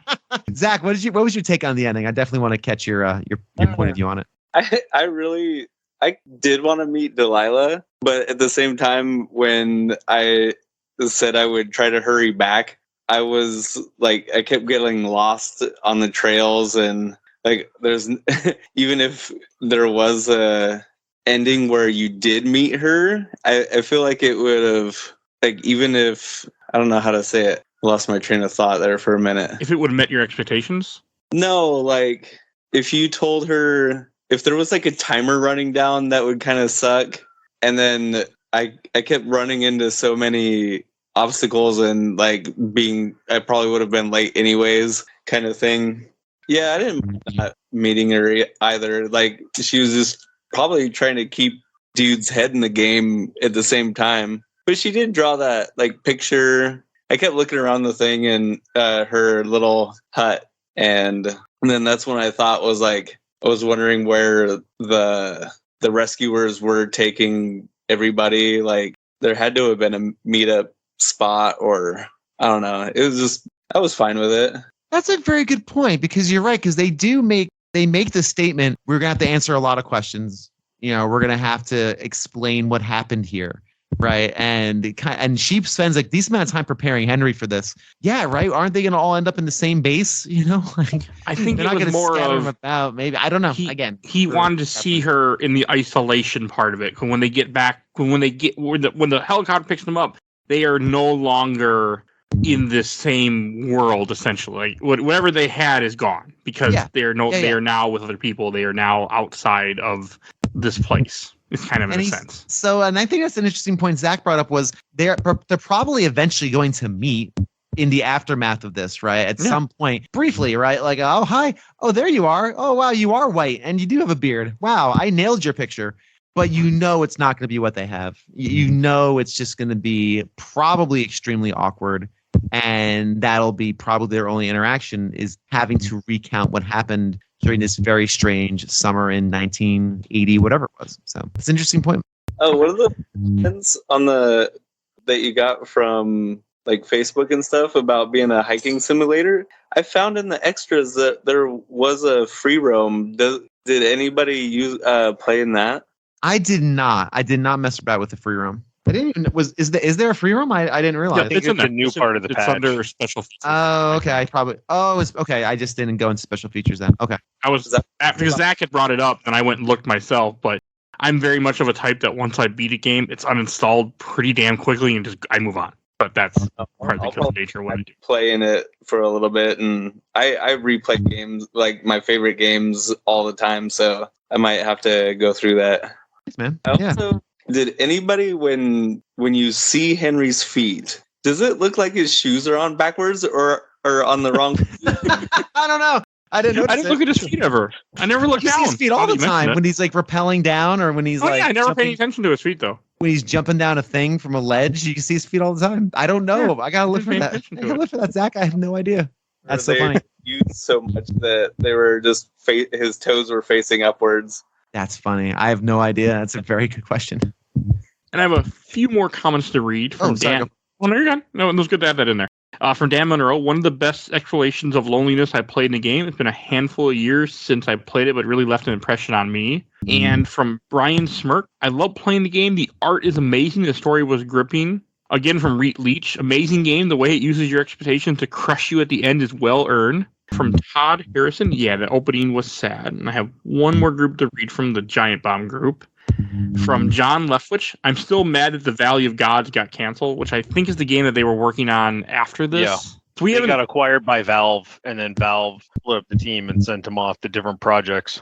If you get acquired by Valve, that's got to be like the greatest day of your life and the worst, because you have to understand you no longer have control over anything you're doing anymore. Like you are now at the whim of Gabe. And because that In the Valley of the Gods game looked amazing, and especially after this one, I was so jacked to go and get it, or to finally play something new from them, and yeah, just nothing. That's too bad. I didn't even know they were working to exist. Something else, but yeah, they don't have anything. I just looked up their company. Nothing else. This is Firewatch and Valley of Gods. There's nothing else. Because the guy that wrote this apparently went on to work on Half-Life Alyx. That's cool though. No, it's too bad that they didn't get to make more. Because I after playing this, if the other game existed, I would have loved to play it. Do you realize what we're just saying? That Valve acquired an entire studio just to get the writer to work on Half-Life Alyx? Did they really just acquire this entire? No. Valve's weird like that, though. Valve, we all complain about Microsoft and all these other companies, but Valve is really like this little weird mini evil empire. It's like, I'm telling you, Valve is Portal. It's freaking Aperture. I'm telling you, that is what Valve feels like to me. Gabe equals Cave Johnson. That's my hot take for the day. Okay, that is fair. It's just nefarious. That company is such a black hole too. Like, people complain once, oh man, Left 4 Dead 2 came out right on the heels of Left 4 Dead 1. Okay. And then they just stopped making games because they were that, upset about people saying that. It's like, oh, you want more? Well, fine. We're not going to give you anything. You complained once. Yeah. You get nothing. It's just a weird culture. I don't know. Not to get off on a side thing, but hey, they stay in business somehow. I mean, Steam. I think makes all their money they need. That's kind of all the money they need. Yeah. I'm part of that problem. I'm donating to them all the time. We're all part of the problem. We're all part of the problem. And from the fielder from the Giant Bomb group, from Jonas Cabrera, one of the best games I played. Kind of wish the ending was a bit more happier or not so open-ended, which I personally like that. From Andrew Hunt, I loved Firewatch. I had just gotten out of the Air Force and had nothing else to do while waiting to move home to go to college. I had also just gotten into hiking at the time, so it was fun to kind of combine both of my hobbies. It was a sad game, but helped me deal with starting a new chapter in my life. Okay. Oh, that's cool. I like that. That's cool. And then last one I'm going to read from Destiny Caudill. I enjoyed Firewatch so much, I played it twice to see how choices would alter the conversations. I don't have a whole lot to say on it, but I thoroughly enjoyed the growing relationship between the characters, and it's just kind of sad, too, the way it starts and ends. Okay.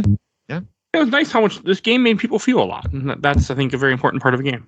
Yeah. And it's kind of nice to have something like that isn't just shoot things that we cover on this show. All right, and that brings us to our last segment, Shelf Stacker Box. But before we go there, I do want to give out a code because I have too many damn Steam codes. I need to get rid of some. Let me get my notepad out. Hang on a second. So let's see if I have anything that fits. Here's something that can fit. System Shock 2. Here's a free code for System Shock 2. It's a Steam code. The code is 02628JF8MTJZCEC. That is a Steam code for System Shock 2.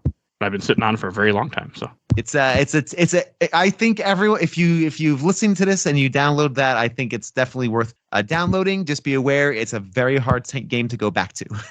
It's a toughie to go back to, but if you're willing to go through early I guess 2000 era PC games, then there's a lot to love. It's very good. I gotta play it one day for this podcast. I have to. It's great. It's good. It's real good. It's just tough to go back to with modern eyes. But if you can get to Deus Ex, and if you can do Deus Ex, then you can do System Shock 2, I think. Okay, I haven't done. I played Deus Ex, but it was on the PS2. That was a while ago. Deus Ex. See, I gotta play the PC version one day. All right, I'll bring us to Shelf Stacker Box. And what about you, Bill? I'm gonna throw this on the shelf. I was very close to a stack. Certainly not the box, but I'm going to throw this on the shelf. I think this game hits 95% of what it aims to do. When I play this, last time I played this before this recording, my son wandered into the room. My son is, at the time, I guess he was 5 at the time. He's now almost 7. And I was doing computer work. And he's like, Daddy, throw a game on. They were playing some games. So I throw on Firewatch because it's just a walk through the woods. And we sat down for like 10, 15 minutes and he was marveling at it. And we just kind of walked through the woods. And he goes, what happens in this game? And I'm like, I'm not going to tell him about the dead child and the dementia and everything else, but I'm like, we just walk through the woods and things happen. And he was entranced. And I always hold that memory, and because of that memory, I'm going to put it on the shelf. But it's also extremely successful at everything it aims to do. And I think this is one of those tentpole walking sim style games. If you're interested in the genre, then this is one of those must-play experiences. And it's quick. You can get through it in about 3 to 5 hours. If you're slow like me and you get lost a lot, 5. But I think it's definitely that's on the shelf. Okay. And since I say this every so often, shelf means something you really like, stack means something in the middle, and box means something you dislike. I'll go next. I'm also going to put them on the shelf too. I had a great time playing this. I don't need to play this game again for another 5 years or so, but I definitely could see myself playing this again. It's just so much fun. I still highly recommend this to people all the time because it's just such a cool game that I think people need to experience. And it really hit me this time, and that was nice. I mean, it was nice feeling it, but it was cool. I like when games can make me feel. Go on the shelf. And what about you, Ian? Since I literally have this sitting on my shelf, yeah, it's staying there. I play it every once in a while, and it's just, I don't know, just the art is really nice. Just being able to kind of walk around, low stakes. I mean, I like this game so much that I bought like official art that's framed in our dining room from Campo Santo. I have a Firewatch T-shirt that I picked up at PAX West. Yeah, I mean, this game brings back a lot of good memories, and I don't know, there's just a lot of good things about it. That it does have its pitfalls, but I think all really good art does. So yeah, I highly recommend playing it. Okay. And what about you, Zach? I might not have replayed it if it wasn't for this podcast. I might put it on the shelf because after finding out about the free roam and having so much fun with the map and stuff, I might play it more now. Okay. I'm always glad when I can bring people to, try out a game that you might not expect. Like, that's one thing that I love about doing this show is that it's gotten me to play things that I wouldn't have played. And gotten other people to play things that they might have never played. And sometimes some of those experiences have been terrible because you replay a game you love and realize, hey, it didn't age well. So, there's that too. But I'm glad. Right. And next week, I'm going to be talking about Kingdom Hearts 2. So tune in for next week so you can hear all about that. I will do that because I still don't know what that game's about. I don't either. And I just beat it yesterday, and I got no fucking idea what the hell's going on. But it's me and another guy who's never really played the series before that are going through it with 2 people who know the whole series. So they kind of, it's been we did the first one, we did Chain of Memories. Now we're on 2, then we're doing 2 more later this year because I got the bug to do more. I don't know anything about Kingdom Hearts other than it's like Disney and role-playing game, and I think there's some Final Fantasy stuff in there. Yep, there is. I don't know why I'd want to play a Disney game, role-playing game. I just don't. I know people love it. Is one of the best PS2 games I've probably ever played. Yeah. And even if you weren't in the Disney thing, like something about Kingdom Hearts 2 is a fantastic game. Like, I don't understand it. Like, one is kind of brings up the really good dark elements of Disney movies and properties. Yeah, it's weird. I mean, that's all I can. But there's some odd games in the series, and I have a lot to go. But I know the PSP one that people freaking love, Birth by Sleep. So I'm not trying to dunk on it. I know nothing about it, so I can't. I just find those who do dunk on Kingdom Hearts very funny. I just think it's just from a meme perspective, it makes me laugh. Oh, but I know nothing about it, and I don't know. I think I've limited amount of time. If Firewatch has taught me anything, is I've limited amount of time on this planet. I don't think I have the bandwidth or space for Kingdom Hearts. But if you dig it, I love. Hey, games my mom found coming up soon. Kingdom Hearts 2. This is the podcast to listen to, not mine. I've had people ask me about my show, like, "Are you ever do like Kingdom Hearts?" I'm like, look. I can barely get through Zelda. You kidding me? I mean, that's a hell of a now. Right? I haven't played all the Zelda games yet. So. I'd have to play like all of them, wouldn't I? Mm-hmm. And you still wouldn't understand what the hell's going on. So yeah. Okay, quick side before we wrap this up. But like for Kingdom Hearts, what we're doing, because I have the 2 guys I talked to, there's Kingdom Hearts 1, Kingdom Hearts Chain of Memory, Kingdom Hearts 2, 358 by 2 days. Then there's Kingdom Hearts Recoded. Then there's the Kingdom Hearts movie we have to watch, which is part of one of the kind of like it comes up to Kingdom Hearts 3. Then there's Birth by Sleep, the PSP game. Then there's Back Chapter 2, which is something to do with about the PSP game that kind of leads into Kingdom Hearts 3 that we have to play. And then there's Dream Drop Distance we have to play. And there's also Chain of Code or Chain of Memories Recoded, the remake of it. We're gonna cover too because there's some different things in that one. Then there's Kingdom Hearts 3, Kingdom Hearts 3 DLC, and then Melody of Memories. So yeah. Oh, that's it. That's it. Huh. I know that made no sense at all, and that was the point of that joke. So, but yeah, that's everything that for that damn series that we're talking about doing. So there's a lot of fucking Kingdom Hearts stuff. It's a monster to try to tackle it. Like, it makes no sense. It's a beast of a series. Mm-hmm. And it stays in all the different systems. That's like I played 1, I played 2, and then I skipped everything else, and you can't go from 1, 2 to 3. Like, you have to play the other stuff before 3, or you won't have any idea what the hell's going on. So yeah. Good fucking luck.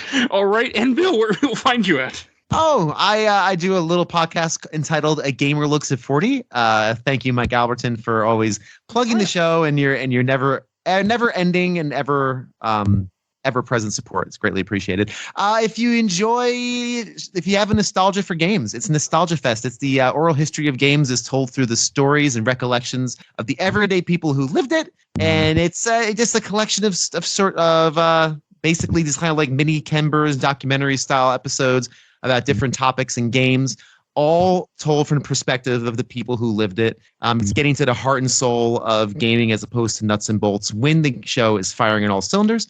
We're in the midst of a series. I'm not sure when this is going to air, but in the midst next week. Then we are in the midst of a Zelda's done. The Zelda series, it took 7 months, is now completely done. If you like The Legend of Zelda, then you have 19 episodes worth of stuff to listen to.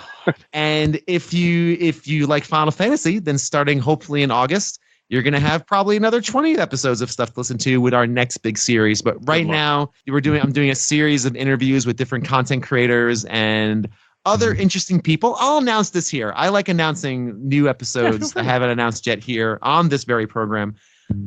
What would you say, Mike Albertin, is the worst cover art for a video game in history?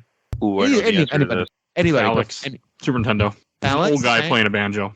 Yeah. What about you? That was Darius Rift or whatever the hell that was. I think it was Phalanx. Is it there? Phalanx is titled the game, but it's like Darius or Gradius. Yeah, one of those deals. What about you? The correct answer is the original Mega Man. I thought about that, but that's too... The original Mega Man is on there. Mega Man 2 is also considered to be on that scale.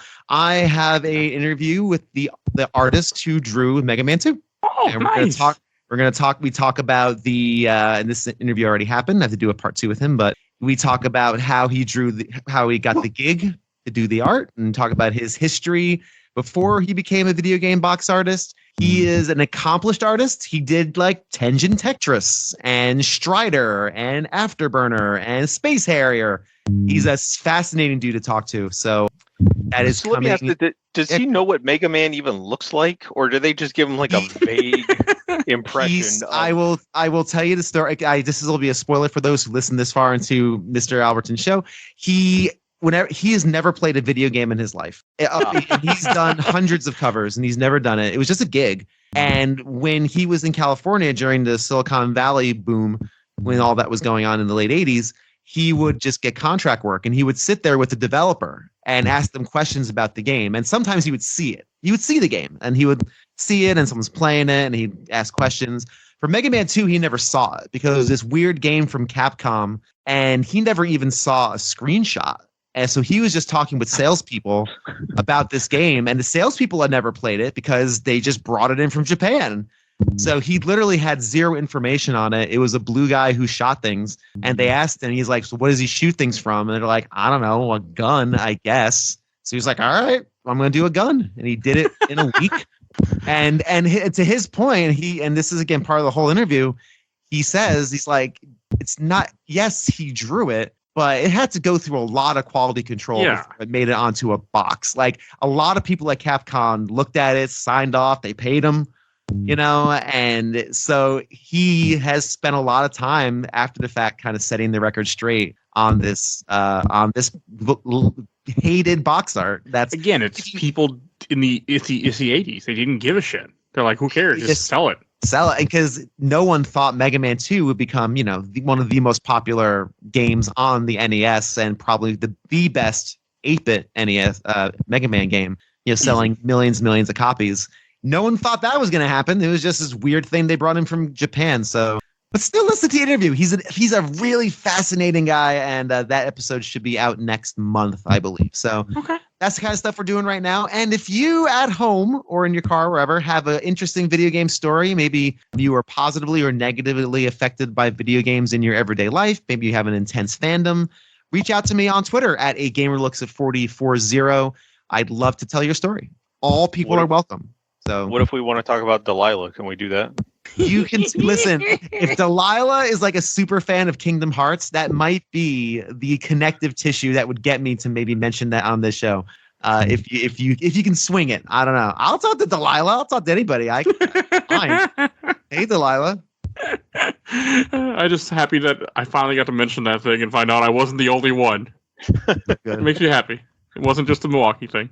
I really thought it was. She made everyone feel like home. I hated it. I always skipped it. I changed the channel immediately.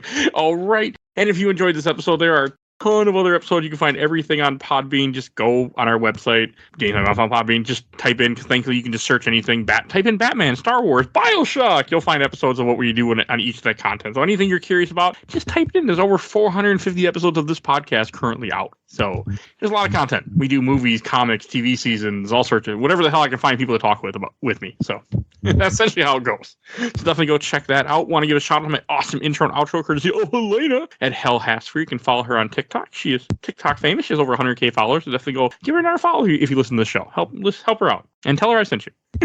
So go check her out. And if you want to support the show, we do a Patreon for Littlest Dog. You vote in our Patreon poll. We have one every month. The current one is sequel movies Mike has never seen. Blade Runner 2049, Back to the Future 2, Ghostbusters 2016, and Resident Evil Damnation. So you can go vote for as little as $1. You see a link in the show notes. We do have a Discord. Please join our Discord and chat with us. You see a link in the show notes to that too. And we will see you guys. And please follow Instagram and YouTube, audio only, but we are on YouTube. And we will see you guys all next time. Bye, everybody. Bye. Bye.